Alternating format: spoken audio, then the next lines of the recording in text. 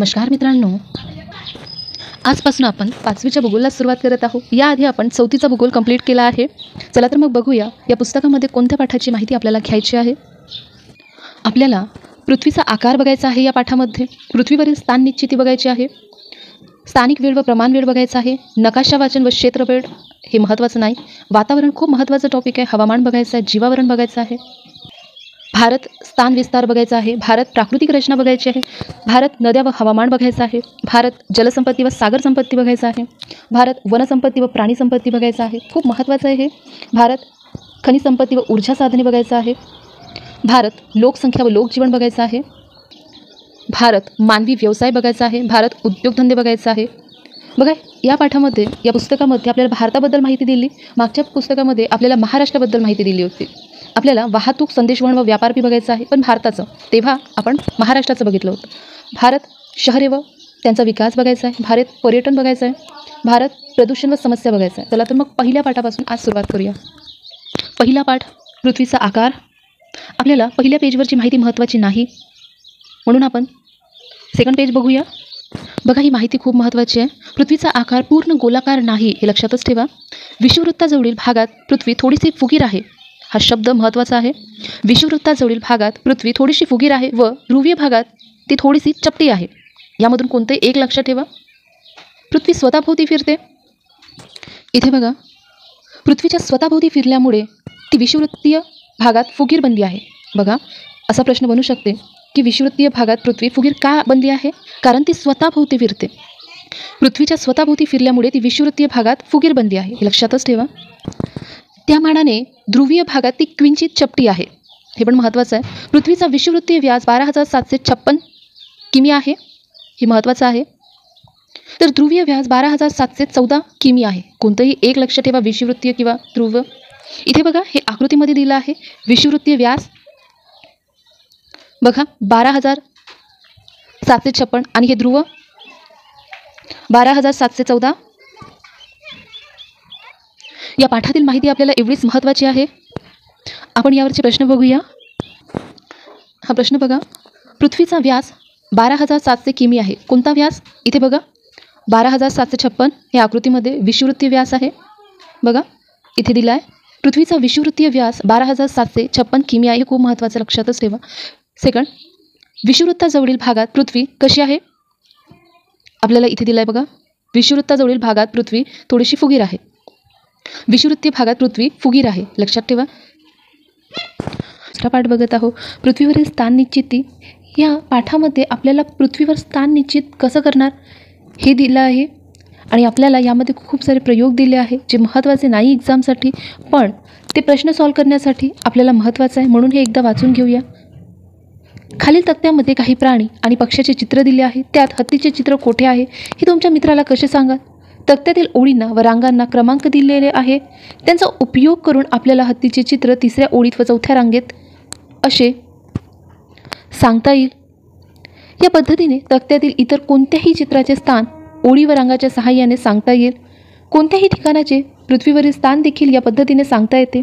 त्यासाठी पृथ्वीच्या पृष्ठभागावर आडव्या व उभ्या रेषा विचारात घ्याव्या लागतील। पृथ्वीच्या पृष्ठभागाच्या मोठ्या विस्तारामुळे अशा रेषा प्रत्यक्षात काढणे शक्य नसते, त्यांची केवळ कल्पना करून त्या विचारात घेतल्या जातात।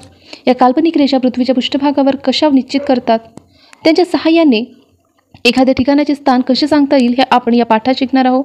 आपण पृथ्वीगोलावरील आवृत्ती बघूया, अक्षवृत्ती बघूया। आकृती 2.2 मध्ये एक चेंडू दाखवला आहे। हा चेंडू एका पट्टीजवळ ठेवलेला आहे। पट्टीवर वेगवेगळ्या उंचीवर चेंडूच्या पृष्ठभागाला स्पर्श करतील अशा पेन्सिली बसवल्या आहेत। चेंडू जर जागेवरच फिरवला तर त्यावर रेषा उमटतील। ही बघा आकृती दिली आहे, यावर एक चेंडू ठेवला आहे आणि त्यावर काही पेन्सिला ठेवल्या आहे। बघा चेंडू पूर्ण फिरवला म्हणजे रेषाही पूर्ण वर्तुळाच्या स्वरूपात बनतील। चेंडूवर अशा अनेक वर्तुळे काढता येतील। चेंडूच्या मधल्या भागात तयार झालेला वर्तुळ हे सर्वात मोठे वर्तुळ असतील, त्यापासून वरच्या व खालच्या बाजूकडील वर्तुळे लहान लहान होत गेलेली असतील। ही सर्व वर्तुळे आडव्या रेषेच्या स्वरूपात असतील। पृथ्वीच्या पृष्ठभागावरील अशा काल्पनिक आडव्या वर्तुळाकार रेषांना अक्षवृत्त म्हणतात। बघा पृथ्वीच्या पृष्ठभागावरील अशा काल्पनिक आडव्या वर्तुळाकार रेषांना काय म्हणतात? अक्षवृत्त म्हणतात, हे महत्त्वाचं आहे। बघा तुम्ही एवढंच लक्षात ठेवा, आडव्या वर्तुळाकार रेषांना काय म्हणतात? अक्षवृत्त म्हणतात। या सर्व वर्तुळाकार रेषा एकमेकांना समांतर असतात, हे महत्त्वाचं आहे. यातील सर्वात मोठ्या अक्षरवृत्ताला विषुववृत्त म्हणतात. बघा, यातील सर्वात मोठ्या अक्षरवृत्ताला विषुववृत्त म्हणतात, हे महत्त्वाचं आहे. तर सर्वात लहान बिंदू स्वरूप अक्षरवृत्ताला ध्रुव म्हणतात. विषुववृत्त हे ध्रुवापासून समान अंतरावर असते, त्यास 0 अंशाचे अक्षरवृत्त मानतात. बघा, विषुववृत्त हे ध्रुवापासून समान अंतरावर असते, त्यास 0 अंशाचे अक्षरवृत्त मानतात. त्याच्या उत्तरेस व दक्षिणेस इतर अक्षरवृत्त विचारात घेतली जातात. विषुववृत्तामुळे पृथ्वीचे उत्तर गोलार्ध व दक्षिण गोलार्ध असे 2 समान भाग होतात. बघा, विषुववृत्तामुळे पृथ्वीचे उत्तर गोलार्ध व दक्षिण गोलार्ध असे 2 समान भाग होतात. अक्षरवृत्ताचे विषुववृत्तापासून अंतर अक्षांशामध्ये सांगितले जाते. या अंतरास अक्षांश म्हणतात. अक्षरवृत्ते विषुववृत्ताच्या दोन्ही बाजूस असतात, त्यामुळे त्यांचा उल्लेख करताना दिशा सांगणे आवश्यक असते. केवळ 25 अंश असे न सांगता 25 अंश उत्तर किंवा 25 अंश दक्षिण असे सांगितले जाते. ध्रुवांचे अक्षांशही 90 डिग्री, 90 अंश उत्तर किंवा 90 अंश दक्षिण असे सांगतात. पृथ्वीच्या पृष्ठभागावर विषुववृत्त व दोन्ही बाजूकडील 1-1 अंश अंतराने काढलेली 180 अंश अक्षरवृत्त मिळून 181 अक्षरवृत्त मानतात. गोलावरील रेखावृत्त अक्षरवृत्ताच्या आडव्या रेषेच्या जोडीला उभ्या रेषा मांडणे आवश्यक असते, त्याशिवाय एखाद्या ठिकाणाचे नेमके स्थान सांगता येणार नाही. बघा, या पाठामध्ये आपल्याला प्रयोग दिलेला आहे. या पाठामध्ये आपल्याला फक्त रेखावृत्त आणि अक्षरवृत्त काय असते ते समजून घ्यायचं आहे. म्हणून या पाठामध्ये तुम्हाला काही समजलं नाही तर काळजी करून घेऊ नका. आपल्याला फक्त 2च गोष्टी समजून घ्यायचं आहे. आपण हे प्रयोग एकदा वाचून घेऊया, आपल्याला समजण्यासाठी महत्त्वाचे पडेल कुठेतरी. बघा, आकृती 2.4 मध्ये उत्तर ध्रुव बिंदूसारखे दिसते. दक्षिण ध्रुव देखील असाच एक बिंदू असेल. उभ्या रेषा काढण्यासाठी या रेषेचा उपयोग केला जातो. आकृती 2.3 प्रमाणे दोन्ही ध्रुवाजवळ बारीक खिळे बसून एखादी दोरी या दोन्ही खिळ्यांना नीट ताणून बांधा. ती दोरी एका उभ्या रेषेच्या स्वरूपात दिसेल. अशा अनेक दोऱ्या बांधून आपल्याला अनेक उभ्या रेषा काढता येतील. या उभ्या रेषा दोन्ही ध्रुवांना जोडतात. या रेषा अर्धवर्तुळाकार असतात. या आकृतीमध्ये बघा, इथे पृथ्वी गोलावर 2 खिळे बांधले आहे आणि या रेषा जे अर्धवर्तुळाकार आहे. पृथ्वीवरील या अर्धवर्तुळाकार रेषांना रेखावृत्त म्हणतात. बघा, हे महत्त्वाचं आहे. पृथ्वीवरील या अर्धवर्तुळाकार रेषांना काय म्हणतात? रेखावृत्त म्हणतात. तुम्ही सिंपल आठवण ठेवा, उभ्या रेषांना रेखावृत्त म्हणतात. समोर बघूया, सर्व रेखावृत्ताची लांबी सारखी असते, हे महत्त्वाचं आहे. या आकृतीमध्ये दिलं आहे बघा, या सर्व रेखावृत्ताची लांबी सारखी आहे. समोर वाचूया, 2 रेखावृत्तातील अंतर दोन्ही ध्रुवापासून विषुववृत्ताकडे वाढत जाते. बघा, याचा अर्थ समजून घ्या. 2 रेखावृत्तातील अंतर ध्रुवापासून विषुववृत्ताकडे वाढत जाते. हे बिंदू स्वरूप हे काय आहे? ध्रुव आहे. आणि विषुववृत्त म्हणजे काय? पृथ्वीचे 2 समान भाग करणारी एक रेषा, जिला विषुववृत्त म्हणतात. हे विषुववृत्त इथं बघा, रेखावृत्त हे 2 रेखावृत्तातील अंतर विषुववृत्तामध्ये सर्वात जास्त आहे. विषुववृत्ताकडे वाढत जाते ध्रुवापासून, असंच सांगितलं या रेषेमध्ये. 2 रेखावृत्तातील अंतर दोन्ही ध्रुवापासून विषुववृत्ताकडे वाढत जाते. विषुववृत्तावर ते जास्तीत जास्त असते. हे तुम्हाला आकृतीमध्ये दिसत आहे. विषुववृत्तावर अंतर जास्तीत जास्त असते. 2 समोरासमोरची रेखावृत्त मिळून एक पूर्ण वर्तुळ बनते. हे शब्द याचा अर्थ आहे 2 समोरासमोरची रेखावृत्त मिळून एक वर्तुळ बनते. ह्या आकृतीच्या सहाय्याने बघूया. बघा, ही रेखावृत्त ही आकृती बघा, यामध्ये हा एक रेखावृत्त आणि याच्या समोरचा एक रेखावृत्त पृथ्वीच्या, ह्या 2 याच्यामुळे एक वर्तुळ बनतो. हे जिथं सांगितलं आहे, 2 समोरासमोरची रेखावृत्त मिळून एक पूर्ण वर्तुळ बनतो. बघा, सर्व रेखावृत्त सारख्याच लांबीची असल्याने त्यातील कोणतेही एक रेखावृत्त 0 अंश रेखावृत्त मानता येते. बघा, इथे प्रश्न कसा बनू शकतो? कोणतेही एक रेखावृत्त 0 अंश रेखावृत्त का मानता येते? कारण सर्व रेखावृत्त सारख्याच लांबीची असल्याने. कळलं?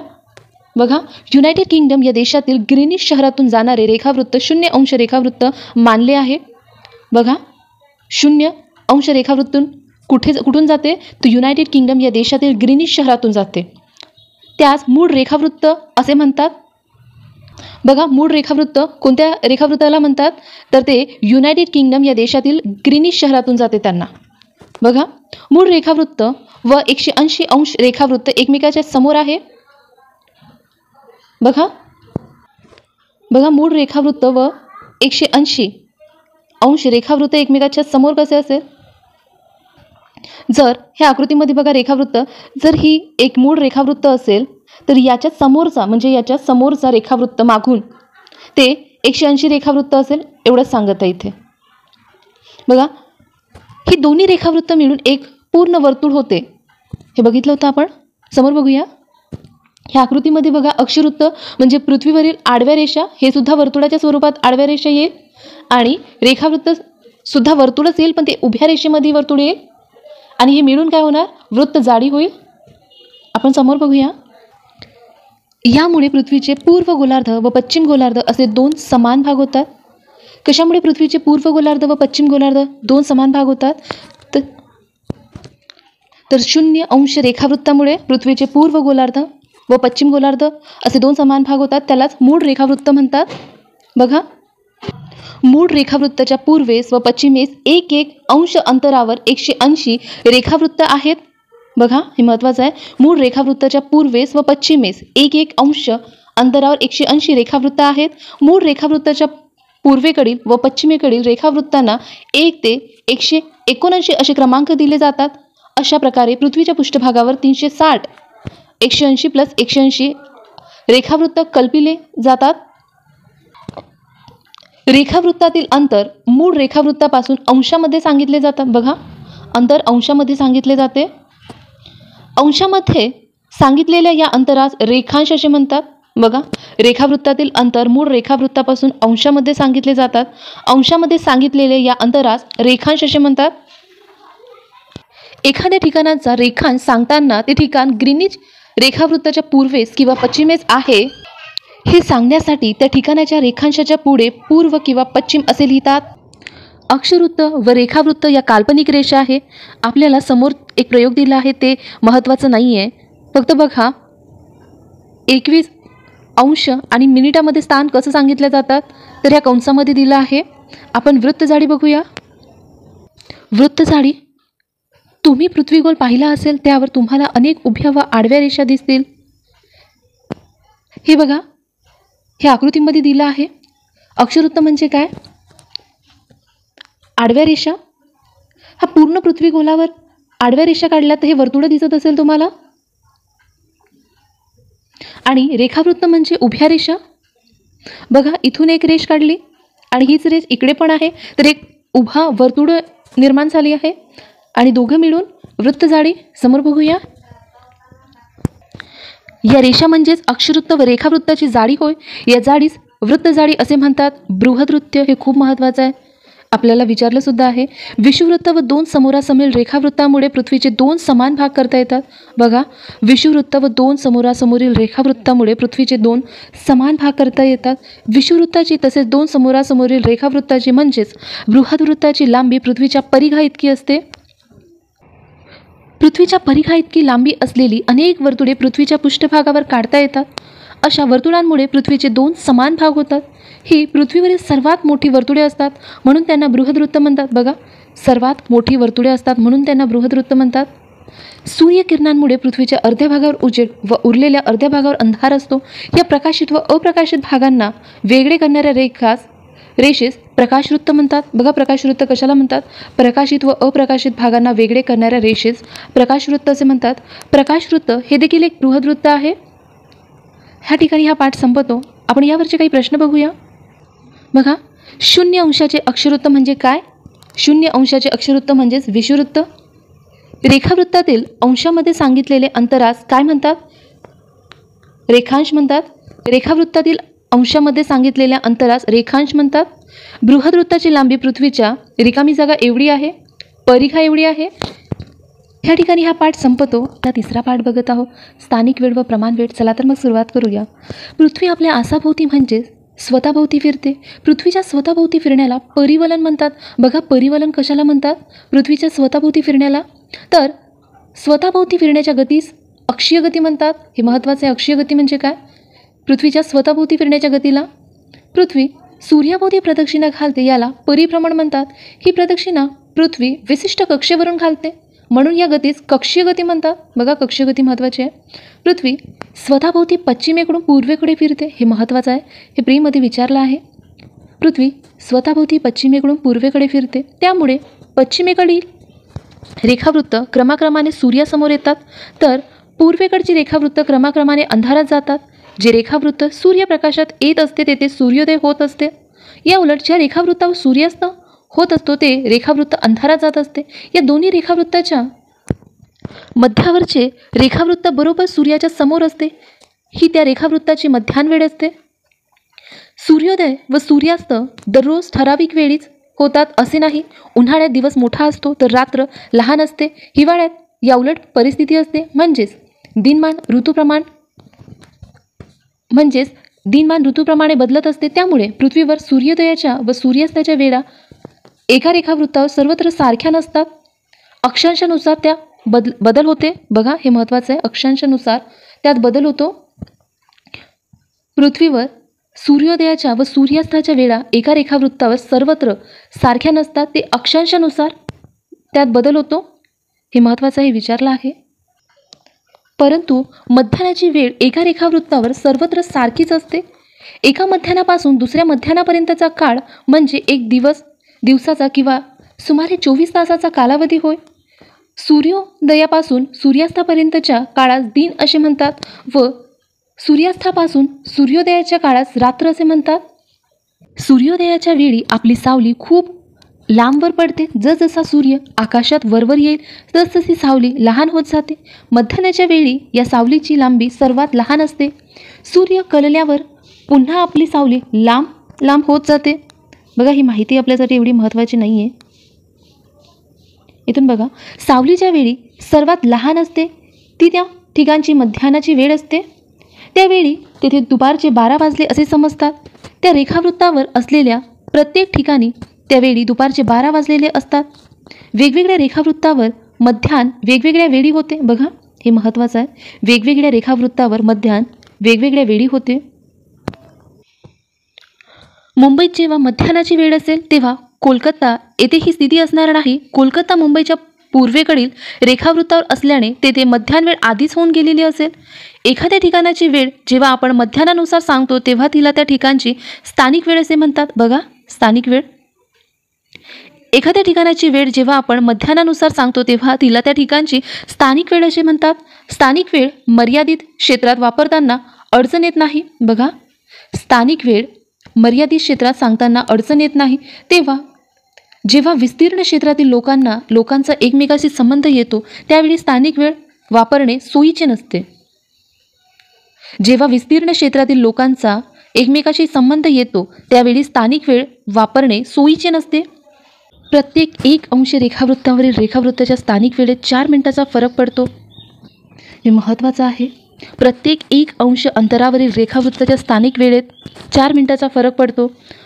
हा 4 मिनिटाचा फरक आपल्याला फारसा मोठा वाटणार नाही, पण रेखावृत्तीय अंतर जेव्हा जास्त असते तेव्हा हा फरक वाढत जातो. त्यामुळे ज्या देशाचा पूर्व पश्चिम विस्तार जास्त असतो तेथे साधारणतः देशाच्या मध्यवर्ती रेखावृत्ताची स्थानिक वेळ ही संपूर्ण देशाची वेळ म्हणून मानली जाते. अशा वेळेस प्रमाण वेळ असे म्हणतात. आपल्या देशाचा पूर्व पश्चिम विस्तार जास्त आहे. अरुणाचल प्रदेशातील अतिपूर्वेकडचा प्रदेश आणि गुजरातचा अतिपश्चिमेकडचा प्रदेश यात सुमारे 29 रेखांशाचा फरक आहे. हे महत्त्वाचे आहे. बघा, आपल्या देशाचा पूर्व पश्चिम विस्तार जास्त आहे. अरुणाचल प्रदेशातील अतिपूर्वेकडचा प्रदेश आणि गुजरातचा अतिपश्चिमेकडचा प्रदेश यात सुमारे 29 रेखांशाचा फरक आहे. हे 29 लक्षात ठेवा. म्हणजेच त्याच्या स्थानिक वेळेत 1 तास 56 मिनिटाचा फरक पडतो. हे बघा, 1 तास 56 मिनिटाचा फरक पडतो. अरुणाचल प्रदेशात सूर्योदय होऊन दिवस उजाडतो तेव्हा गुजरातमध्ये लोकांची पहाट होत असते. भारताची प्रमाणवेळ ही 82°30' पूर्व या रेखावृत्तावरून ठरवली आहे. बघा, आपली प्रमाणवेळ कोणत्या रेखावृत्तावरून ठरवली आहे? 82°30'. हे रेखावृत्त उत्तर प्रदेशातील अलाहाबाद या शहराजवळून जाते. हे महत्त्वाचं आहे, हे माहिती पाहिजे तुम्हाला. या रेखावृत्तावर सूर्य मध्यान्ह स्थितीत आला म्हणजे भारतात दुपारचे 12 वाजले असे मानले जाते. यावेळी अरुणाचल प्रदेशातील मध्यान्ह वेळ टळून गेली असेल तर गुजरातमध्ये ती अद्याप यायची असेल. पण तरीही 82°30 पूर्व रेखावृत्ताच्या मध्यान वेळेप्रमाणे भारतात सर्वत्र दुपारचे 12 वाजले असे मानले जाते.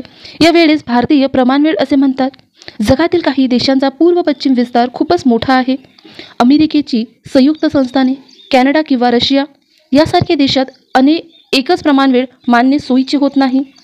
अमेरिकेच्या संयुक्त संस्थानात 4 वेगवेगळ्या प्रमाणवेळा मानल्या जातात. बघा इथे प्रमाणवेळा किती आहे? 4. वेगवेगळ्या देशातील प्रमाणवेळा वेगवेगळ्या असतात. त्यासाठी त्यांची तुलना जागतिक पातळीवरील एका सर्वमान्य ठिकाणाशी केली जाते. ग्रीनिच शहराजवळून जाणारे रेखावृत्त हे मूळ रेखावृत्त म्हणून मानले आहे. त्यामुळे या ठिकाणाच्या वेळेनुसार इतर देशाच्या प्रमाणवेळातील फरक सांगितला जातो. भारतीय प्रमाणवेळ ही ग्रीनिच वेळेपेक्षा 5 तास 30 मिनिटांनी पुढे आहे. हे खूप महत्त्वाचं आहे. बघा भारतीय प्रमाणवेळ ही ग्रीनिच वेळेपेक्षा 5 तास 30 मिनिटे पुढे आहे. हे विचारलं आहे, लक्षातच ठेवा. म्हणजेच ग्रीनिचमध्ये सकाळचे 6 वाजले असतील तेव्हा भारतात सकाळचे 11:30 झाली असतील. बघा ही माहिती आपल्या महत्त्वाची नाही आहे. या ठिकाणी हा पाठ संपतो. आपण यावरचे काही प्रश्न बघूया. बघा सूर्योदयापासून सूर्यास्ताच्या काळास काय म्हणतात? भारतीय प्रमाणवेळ ग्रीनिच वेळेपेक्षा किती मिनिटांनी पुढे आहे? आत्ताच बघितलं आपण 5 तास 30 मिनिटांनी पुढे आहे. हे महत्त्वाचं लक्षात घ्या. भारतीय प्रमाणवेळ ग्रीनिच वेळेपेक्षा 5 तास 30 मिनिटांनी पुढे आहे. रिकामी जागा ही वेळ एका रेखावृत्तावर सारखीच असते. बघा मध्यान्हची वेळ एका रेखावृत्तावर सर्वत्र सारखीच असते. अमेरिकेच्या संयुक्त संस्थानात प्रमाणवेळा मानल्या जातात. किती प्रमाणवेळा मानल्या जातात? 4. अमेरिकेच्या संयुक्त संस्थानात 4 प्रमाणवेळ मानल्या जातात. बघा प्रश्न अक्षीय गती म्हणजे काय? हे महत्त्वाचं आहे, लक्षात ठेवा. पृथ्वीच्या कोणत्या गतीचा स्थानिक व प्रामाणिक वेळ ठरवताना उपयोग होतो? मध्यान्ह म्हणजे काय?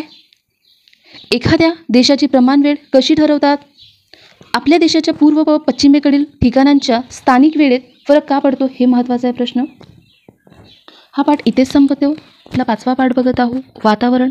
आपल्याला 4था पाठ नकाशा वाचन हा महत्त्वाचा नाही आहे म्हणून आपण 5वा पाठ घेतला आहे. वातावरण हा पाठ आपल्याला 4थीमध्ये पण होता. म्हणून तुम्ही नोट्स बनवताना एक A4 साईजचा पेपर घ्या आणि त्याच्यामध्ये हेडिंग टाका वातावरण आणि त्या पूर्ण पेजमध्ये फक्त वातावरणाबद्दल माहिती लिहा. हे तुम्हाला रिव्हिजन करण्यासाठी महत्त्वाचं पडेल. चला तर मग आजच्या माहितीला सुरुवात करूया. पृथ्वीभोवती असलेल्या हवेच्या आवरणास वातावरण असे म्हणतात. हे बघितलं होतं आपण. ते वायुरूप असून पृथ्वीशी निगडीत असते. शिलावरण, जलावरण व जीवावरणाप्रमाणे हे महत्त्वाचे आवरण आहे. वातावरणास रंग, गंध आणि चव नसते. वातावरणात हालचाल झाल्यावरच त्याचे अस्तित्व जाणवते. वातावरणाचे घटक बघूया. वातावरण मुख्यतः वायू, बाष्प आणि धूलिकण या 3 घटकांनी बनलेले आहे. वायू बघूया. वातावरणात वेगवेगळे वायू असतात. यात नायट्रोजन व ऑक्सिजन हे प्रमुख वायू आहेत. हे बघा ही आकृती दिली आहे वातावरणातील वायूंचे प्रमाण. इथे नायट्रोजन दिलं आहे 78%, ऑक्सिजन दिला आहे 21%, इतर वायू दिला आहे 1%. इथे बघा. याशिवाय हायड्रोजन, कार्बन डायऑक्साईड, ओझोन इत्यादी वायू वातावरणात असतात. बाष्प बघूया. सूर्याच्या उष्णतेमुळे जलाशयातील पाण्याचे बाष्पीभवन होते. बघा सूर्याच्या उष्णतेमुळे जलाशयातील पाण्याचे बाष्पीभवन होते. बाष्प वातावरणात मिसळते. वातावरणाच्या खालच्या थरात बाष्पाचे प्रमाण जास्त असते. हे महत्त्वाचं आहे. वातावरणाच्या खालच्या थरात बाष्पाचे प्रमाण जास्त असते. हे खूप महत्त्वाचं लक्षात ठेवा. हे विचारले जाते. धूलिकण बघूया. इंधनाचे ज्वलन, वाहतूक, बांधकाम, खाणकाम, वादळे, ज्वालामुखी इत्यादीमुळे असंख्य धूलिकण वातावरणात मिसळतात. वातावरणाच्या खालच्या थरात धूलिकणाचे प्रमाण जास्त असते. बघा धूलिकणाचे प्रमाणसुद्धा खालच्या थरात जास्त असते. धूलिकणांभोवती बाष्प जमा होऊन जलकणाची निर्मिती होते. हे बघा इथे काय म्हणत आहे? धूलिकणाभोवती बाष्प जमा होऊन जलकणांची निर्मिती होते. म्हणजे धूलिकणसुद्धा कामाचे आहे. हे महत्त्वाचं आहे, इथून तुम्ही लक्षातच ठेवा. वातावरणाच्या खालच्या थरात धूलीकणाचे प्रमाण जास्त असते. धूलीकणाभोवती बाष्प जमा होऊन जलकणांची निर्मिती होते. वातावरणाची रचना बघा. पृथ्वीच्या पृष्ठभागापासून जसजसे उंच जावे तसतसा तापमानात बदल होत जातो. हे लक्षात ठेवा. पृथ्वीच्या पृष्ठभागापासून जसजसे उंच जावे तसतसा तापमानात बदल होतो. या बदलानुसार वातावरणाचे पुढील थर केले जातात. आकृती 5.2 मध्ये वातावरणाची रचना उंचीनुसार दाखवली आहे. तपांबर बघूया आपण. पृथ्वीपृष्ठालगत असणाऱ्या वातावरणाच्या थरास तपांबर म्हणतात. या थराचा विस्तार सरासरी 13 किलोमीटरपर्यंत आहे. आपल्याला किलोमीटर विचारत नाही, फक्त एवढं लक्षात ठेवा, पृथ्वी पृष्ठालगत असणाऱ्या वातावरणाच्या थरास तपांबर म्हणतात. या थरात जसजसे उंच जावे तसतसे तापमान कमी होत जाते. हे महत्त्वाचं आहे बघा. जसजसे उंच जावे तसतसे तापमान कमी होत जातात. वादळे, ढग, पाऊस इत्यादीची निर्मिती या थरात होते. हे महत्त्वाचं आहे. तपांबराच्या वरच्या भागात तापमान उंचीनुसार बदलत नाही. बघा इथे काय म्हणतात, तपांबराच्या वरच्या भागात तापमान उंचीनुसार बदलत नाही. तापमान स्थिर किंवा स्तब्ध असते. या भागाला तापस्तब्धी म्हणतात. तापस्तब्धी कशाला म्हणतात बघा. तपांबराच्या वरच्या भागात तापमान उंचीनुसार बदलत नाही. तापमान स्थिर किंवा स्तब्ध असते. या भागाला तापस्तब्धी म्हणतात. बघा आकृतीच्या सहाय्याने एक समजून घेण्याचा प्रयत्न करूया. ही पृथ्वी आहे आणि पृथ्वीवर हे वातावरण आहे. तर बघा पृथ्वीच्या पृष्ठालगतचं जे आवरण आहे त्याला तपांबर म्हणतात आणि यात वादळे, ढग, पाऊस निर्मिती होते आणि यात उंचीनुसार तापमान कमी होत जाते. उंचीनुसार तापमान कसं होते, कमी होत जाते. पण तपांबराचा हा वरचा भाग, हा ग्रीन कलरने दाखवला आहे, हा वरचा भाग, इथे बघा वरच्या भागात तापमान उंचीनुसार बदलत नाही. पण यामध्ये उंचीनुसार तापमान बदलत नाही. याला तापस्तब्धी म्हणतात. असे थर आहे. यात आकृती आपण बघूया. इथे बघा तापस्तब्धी हा स्तर सुमारे 3 किलोमीटर जाडीचा आहे. हे विचारत नाही. स्थितांबर बघूया. तापस्तब्धीच्या वर स्थितांबर हा थर असून यात हवेची हालचाल होत नाही. इथे बघा तापस्तब्धीच्या वर स्थितांबर आहे. या तापस्तब्धीच्या वर काय आहे, स्थितांबर आहे. या ब्ल्यू कलरने दाखवलेला स्थितांबर आहे. याची वैशिष्ट्य बघा. तापस्तब्धीच्या वर स्थितांबर हा थर असून यात हवेची हालचाल होत नाही. हे महत्त्वाचं आहे. हवेची हालचाल होत नाही स्थितांबरमध्ये. या थरात बाष्प, धूलीकण इत्यादीचे प्रमाण खूप कमी असते. बघा कमी असते. याचा विस्तार सुमारे 13 ते 50 किलोमीटरपर्यंत आढळतो. किलोमीटर विचारत नाही. स्थितांबराच्या खालच्या भागात ओझोन वायूचा स्तर आहे.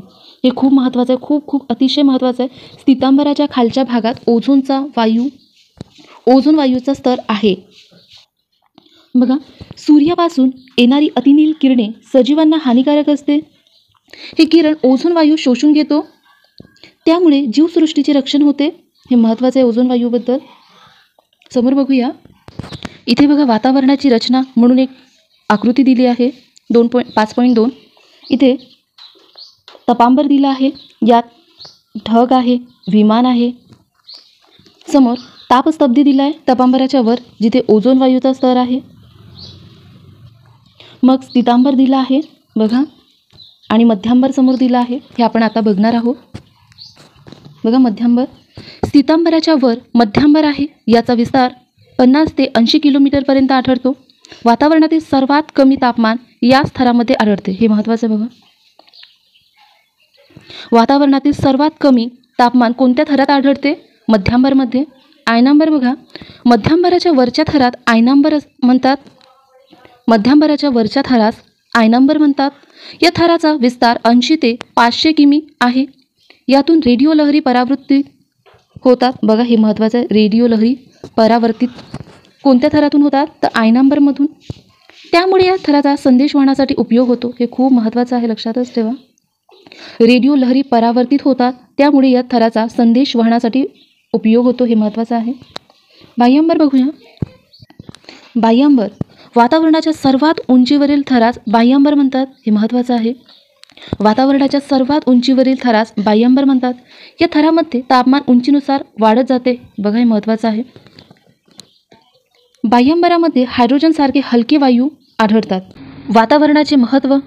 संरक्षक कवचाच्या रूपात वातावरण पृथ्वीवरील जीवसृष्टीचे रक्षण करते. वातावरणामुळे पृथ्वीचे तापमान नियंत्रित राहते. बघा वातावरणामुळे पृथ्वीचे तापमान नियंत्रित राहते. इंधनाच्या ज्वलनाने कार्बन डायऑक्साईड व इतर विषारी वायू बाहेर पडतात, त्यामुळे हवा दूषित बनते. फ्रीजसारख्या अनेक उपकरणातून ओझोन थरास अपकारक असलेले वायू बाहेर पडतात. या सर्वांमुळे जागतिक तापमान वाढत आहे. त्यांचा जीवसृष्टीस धोका निर्माण झाला आहे. यासाठी वातावरण दूषित होणार नाही याची काळजी घेणे आवश्यक आहे. शक्य असेल तेथे वृक्ष लावावेत व त्याची जोपासना करावी. स्वतः जागरूक राहून आपल्या मित्रांना, शेजाऱ्यांना वातावरणाचे महत्त्व समजावून सांगावे, तरच आपले अस्तित्व अबाधित आहे व शाश्वत राहू शकेल. या ठिकाणी हा पाठ संपतो. आपण प्रश्न बघूया. बघा प्रश्न, वातावरणाच्या खालच्या थरात प्रमाण जास्त असते. कशाचे प्रमाण जास्त असते? बाष्पाचे प्रमाण जास्त असते. वातावरणातील सर्वात कमी तापमान कोणत्या थरात असते? बघा. तिसरा प्रश्न, संदेश वाहनासाठी कोणत्या थराचा उपयोग होतो? ह्या दोन प्रश्नाचे उत्तर तुम्ही मला कमेंटमध्ये सांगा. स्थितांबर हे महत्त्वाचं आहे. वातावरणातील ऑक्सिजन, वातावरणातील बाष्प. या ठिकाणी हा पाठ संपतो. आपण भेटूया पुढच्या व्हिडिओमध्ये पुढच्या पाठासोबत. आजची माहिती तुम्हाला आवडली असेल तर व्हिडिओला लाईक करा आणि चॅनलवर नवीन असाल तर सबस्क्राईब करा, म्हणजेच तुम्हाला नोटिफिकेशन मिळत राहील. थँक्यू.